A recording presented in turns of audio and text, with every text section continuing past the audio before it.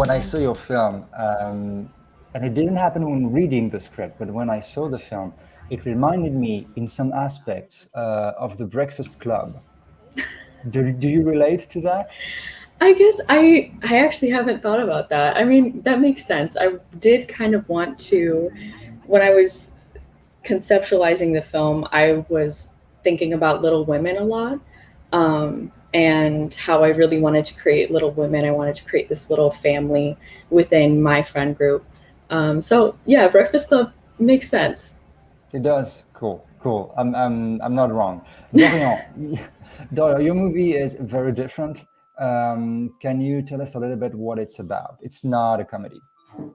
No, it's not a comedy. So I'd like to say first of all that we wrote this film with my friend Sasha Rabatel, and he directed it. The film is about a student who finds himself isolated in his apartment because of the lockdown during the COVID pandemic, and is going to experience high level of anxiety and stress due to the general context, of course. Yeah, Yeah, the overload, as the title said, because it's too the too overload much. of online classes, work, the excessive amount of time spent in front of screen, you know, yeah, pretty much dived into the feeling we're all connected, but when you turn off your screen, you are alone. And yeah, but don't worry. I mean, there is hope in this film,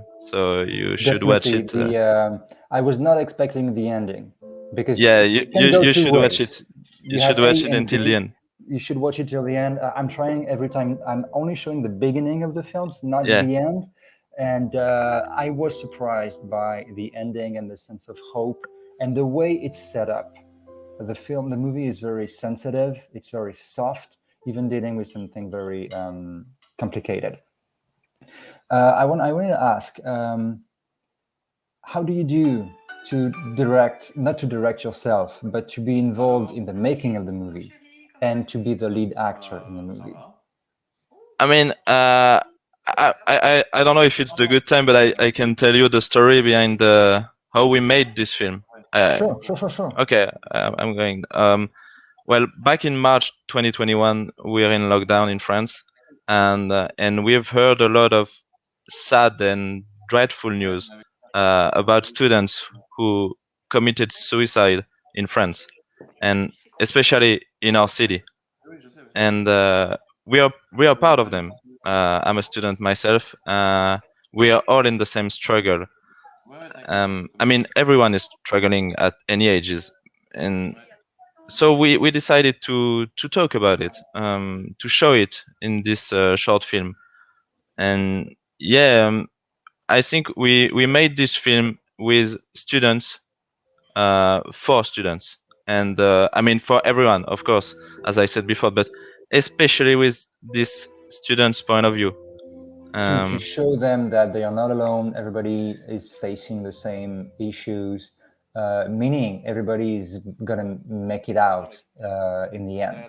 yeah, I'm sure. I mean, we as I said, we wanted to stay positive, and try our best to give hope to people.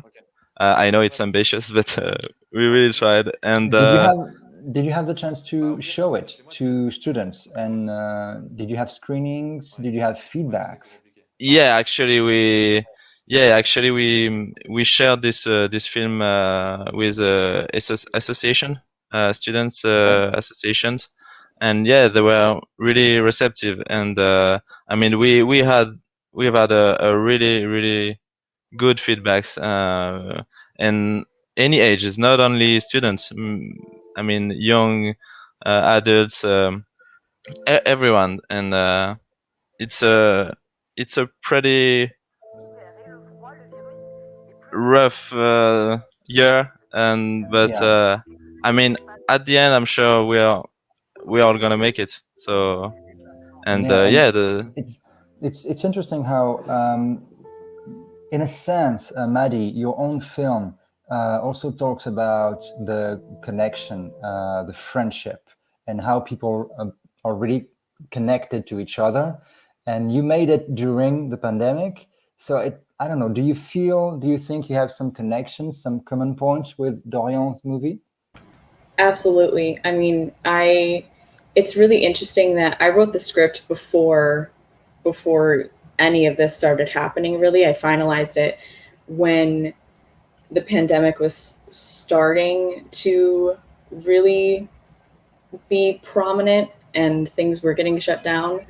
Um, but yeah, it's interesting that I was facing a lot of anxiety with graduation and where do we go after this? Okay. And I think that's pretty universal to any sort of big moment in your life where you don't know what's happening next. And I wanted to focus specifically on college because I feel like that isn't talked about enough. The in between of college and then real life. Um, so yeah, I really wanted to focus and kind of create this time capsule of my friendships and the last moments that we were able to share together, and Yeah. all of that conceptualized before the pandemic, and then It gets just exacerbated by the pandemic. Like exactly. you live in a moment that is kind of suspended in time, with that strange feeling that you have sometimes. Maybe that's why I connect to your movie so much. That sometimes you're in places. It happened to me very recently. Sometimes you're in places and you tell yourself, "This is the last time I'm here." And then everything is going to change and I'm going to move on to something completely different. And you have that, I don't know how to describe that feeling, but when you are conscious of that, yes, in a way, you are trying emotionally to create time capsules to remember what you want to keep from the moment. And your movie, in a way, I don't know, because of the vintage look of it, maybe because of the, I don't know, the raw honesty of the performers and the movie itself. It it has something fictional, but still very real. I don't know how to describe it. Well, and it's interesting that you say that because this is based on real life. These are actually, like, during that time, they were my absolute best friends. I'm so close with some of them, and they played themselves. So they're not actors. They were themselves. They were kind of freaked out at how I was writing the script so realistically. But yeah, I wanted to have that feeling of authenticity, but also create a story that I wanted to tell.